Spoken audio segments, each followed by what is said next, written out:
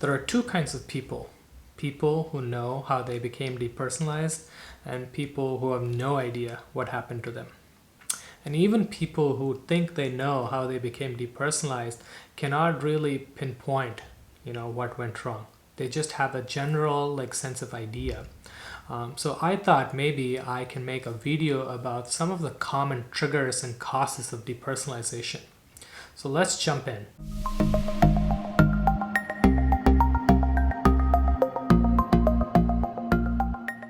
Number one on this list is weed, or more specifically, from a panic attack after smoking or consuming marijuana. I get so many emails from people, and these are usually young, adults who tell me how they became depersonalized after just smoking their first joint, just one single joint. What happens is that when people smoke marijuana and not know what to expect, suddenly they can get overtaken by these new feelings and new sensations and new ways of looking at the world and what's known as tripping, and they don't like it and they feel like they have no control over it, and this builds up a lot of anxiety. And the more we try to control something that we can't really control, that anxiety turns into panic, and the panic builds up and it culminates in a full-blown panic attack, and life is never same after that. So when we go through a panic attack like that, we experience a mini trauma. Our body or our mind thinks that something catastrophic has happened, and it kind of dissociates, so that we don't really feel a lot of these traumatic emotions, and it kind of detaches us from reality. And depersonalization is this dissociative phenomena that happens when there's a trauma. So when people smoke marijuana and end up not liking it, and when they try to control it and they find that they cannot control, that culminates into a panic attack and they become dissociated. I'd like to say that the weed itself is not the problem here, because if that were the problem, anybody who's smoking weed or anybody who's eating an edible should become depersonalized. It's not the weed. The weed acts as a trigger for some kind of anxiety to build up and some kind of dissociation to happen because of how traumatic your panic attack is.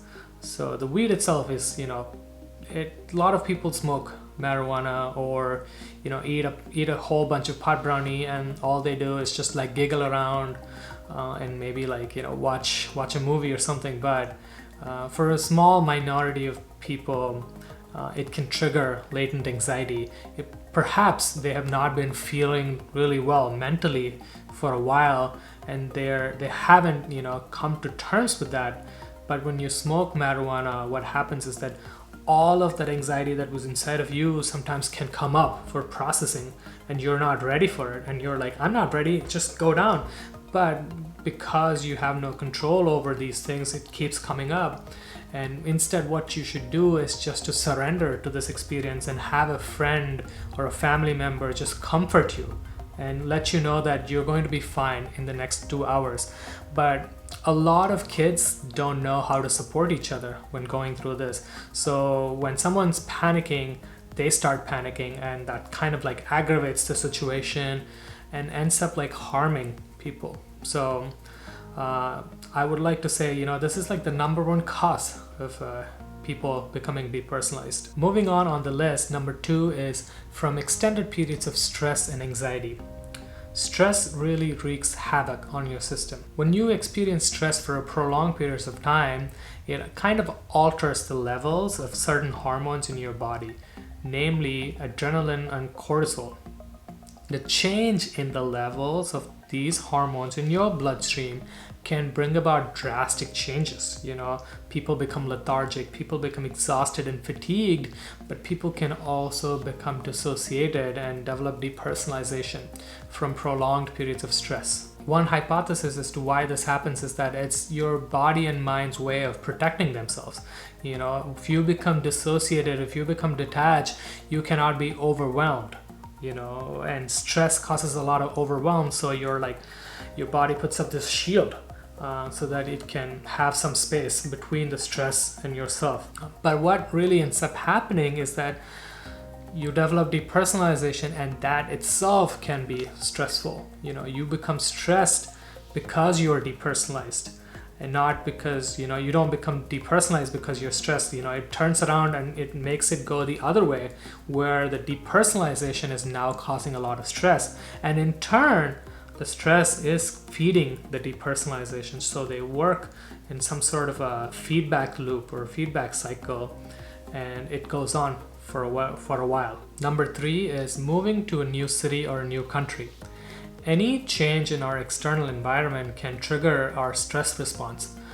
When we move to a new country or a new city, we might have to adapt to new culture, learn a new language, and really try to figure out how to fit in, and form new friendships, and make a lot of changes in ourselves. And all of this can be really taxing to the body and the mind. And the thing about this is that we might not even know this is happening. This might be happening beneath our level of awareness, or sometimes we might even be fighting, these awarenesses. For example, if you move to a new city and you feel like you really have to prove yourself, so you're working hard, you are learning this language, you're trying to fit in, but at the same time you have this gnawing feeling, or you kind of feel homesick, but you don't really listen to that part of you. You are just focused on achieving what you want, and you are kind of determined that things will work out, and they may very well work out. But what happens is that does take a toll on your system, and so stress and anxiety build up on the inside without your level of awareness.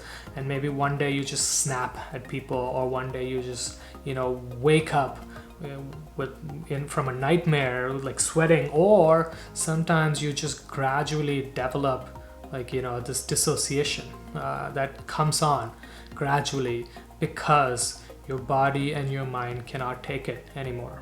Number 4, trauma in childhood or during formative years. When we go through childhood, that's when we're most vulnerable. So what happens is that sometimes people can be really physically abusive with us, or emotionally callous around us.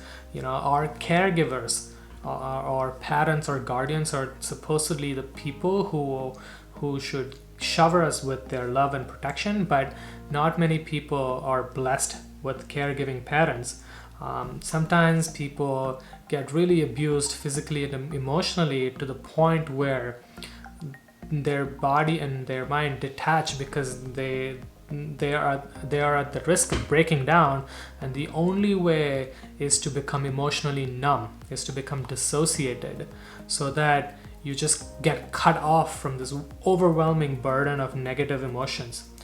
But the problem is that when you get cut off from negative emotions, you actually also get cut off from positive emotions, because the body doesn't know how to distinguish between negative emotions and positive emotions. It just cuts off, the emotional circuit. So you become numb and detached, and over time just become depersonalized, and it's a survival mechanism, because your childhood or your formative years were rough, and this was the only way you could survive. Number 5, genetic or biological causes. At this point, there is no concrete evidence that suggests that certain people are genetically predisposed to developing depersonalization, so we can only speculate. With that being said, it might be possible that there is a gene that triggers a sense of depersonalization, or there is a lack of a gene, or there's something missing in certain people that predisposes them to develop depersonalization. It could also be something epigenetic, where the environment actually plays a part in the expression of a certain gene, so that a certain gene can be triggered by certain environmental triggers, and that leads them to develop depersonalization. We just don't know. We can only speculate. Number 6 is extreme diet or fasting. If you're doing anything on an extreme scale, especially when it comes to dieting or fasting, that has the potential to really rattle your internal body mechanisms. And sometimes this can trigger a stress response because your body is thinking that you are going into famine or going into starvation mode. Also, your body relies on nourishment for its normal defense against stress. So if you're cutting that nourishment off in the form of an extreme diet or some kind of fitness program, even where you're training super hard and you're not nourishing yourself properly, that can trigger depersonalization as well. Number 7 is overworking and exhaustion. If you've been working chronically, then your stress levels may have been going up steadily. We all know about the story of the frog in a bowl of water that's being heated. If you put a frog in a boiling water, it will just jump out of the water immediately. But if you put a frog in a bowl of water and you just heat it slowly, what you realize is that the frog cannot detect the heat is being increased slowly until it's too late, and then the frog just like boils inside. In the same way, we don't really know that we're being our stress levels are slowly building up until it's too late.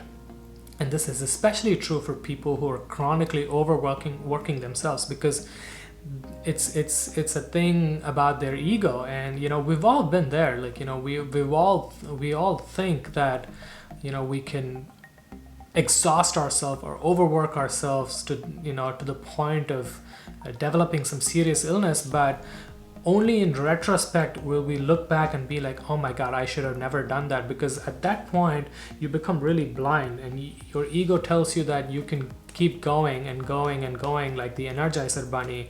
But in reality, nobody is capable of overworking, and in fact it triggers depersonalization and complicates a lot of things in your life. The body really needs breaks and rest and rejuvenation to be able to function adequately.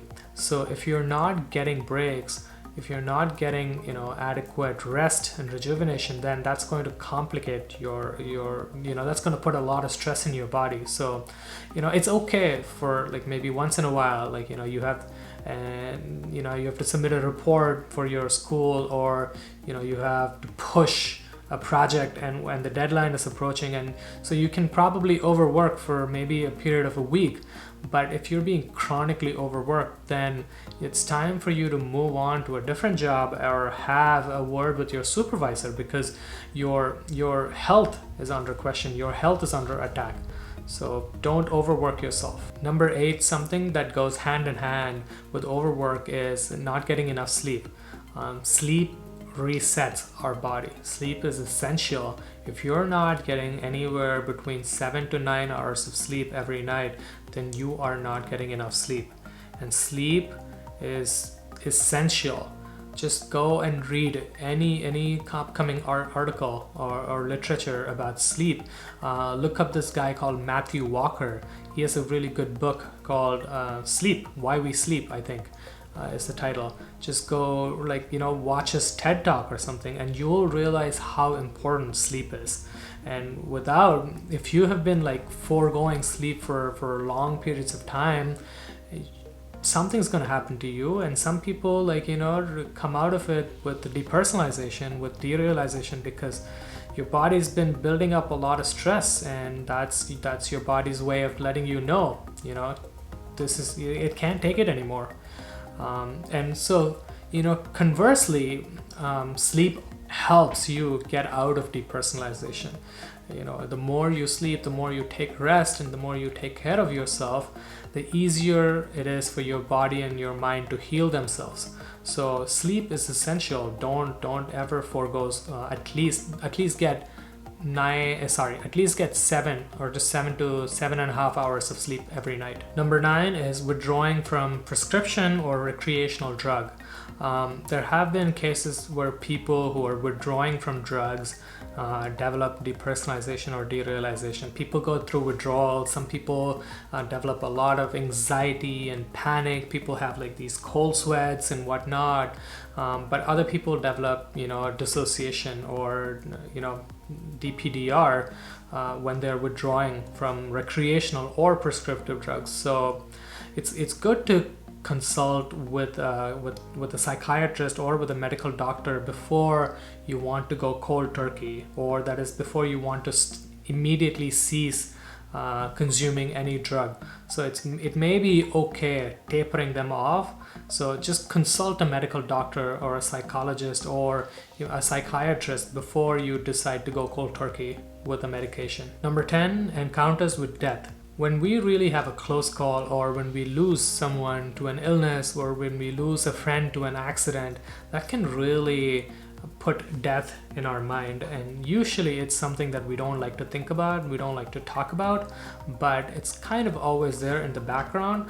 But when we go through a trauma, like a close call, like an accident ourselves, or lose someone to something, that can bring that concept of death to the forefront, and you become preoccupied with your thinking, and what happens is that you slowly sort of develop this obsession about death, and you start to become anxious because you think your time is limited, or you think that you might not wake up the next morning to be alive. I've had one of my clients who just had this feeling that if she went to sleep, she might not be able to wake up again. And that really put so much stress in her system that she became anxious, and she developed this panic disorder. And from there on, she developed depersonalization and this constant obsession with death and philosophical questions and existential questions of that nature. So that can be one of the triggers. Number 11, spiritual emergency or spontaneous depersonalization.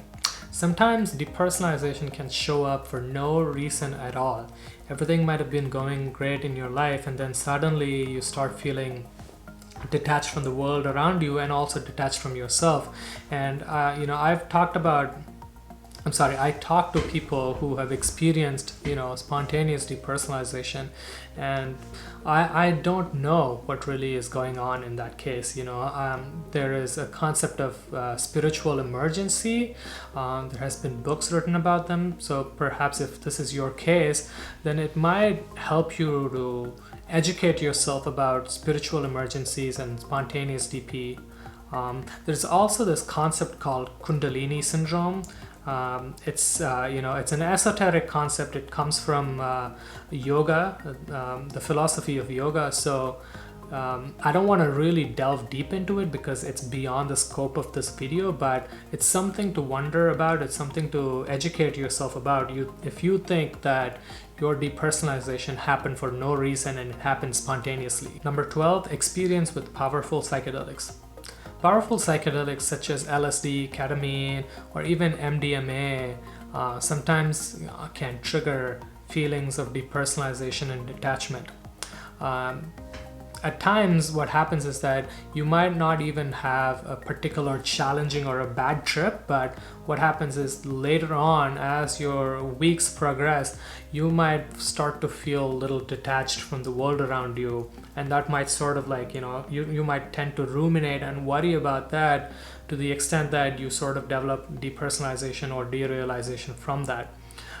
These compounds are so powerful. So a lot of people take them recreationally without knowing what they're getting themselves into.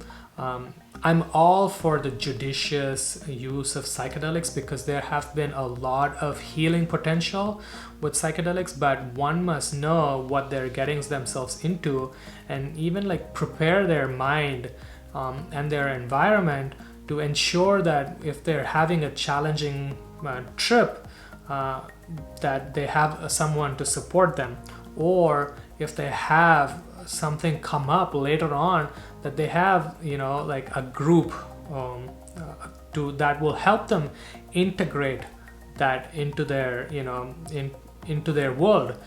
It's that integration that might be missing from people who do psychedelics and experience these depersonalization symptoms, but they have no idea what's happening to them. So they get really distressed and they start worrying and they start complicating things. Number 13 is long hours of meditation. Meditation can be really beneficial. It can help people concentrate, it can help people calm down, it can even add a little bit of spiritual dimension to your life. But what happens is that if you practice long hours of meditation without without sufficient grounding, some people can experience dissociation and derealization from that. So it's essential to work with some kind of a teacher if you're doing these long hours of meditation, so that you have someone to talk to and able to integrate these experiences and not get shaken up by them. So if you're someone who is experiencing depersonalization because of meditation, go find a therapist and talk to talk to a guru or a teacher who might be able to provide some context and help around these. All right, we've come to the end of our list, but by no means is this list exhaustive. If you think your depersonalization is a result of something else, why don't you leave me a comment? Because I would like to know. And also, it doesn't really matter where your depersonalization came from. What matters is how you're going to move through it. And if you've been following me, you know that you gotta just accept depersonalization and move. That's one way of moving through a depersonalization, is you actually accept depersonalization and you live your life as if depersonalization doesn't exist for you. Just go out and connect with the world and connect with other people, and even if depersonalization shows up, let it show up. That's the way you get over depersonalization, is that you stop caring about depersonalization. You tell yourself, I am tired of it, I don't care, I'm still gonna go after what I want and try to achieve in life what I want. And the depersonalization just goes into the back of your mind, instead of being on the forefront at all times. And then slowly your body and your mind will stop, it'll forget about depersonalization. And that's how you get over it. But anyway, thanks for watching, and I hope to see you soon in another video. Goodbye.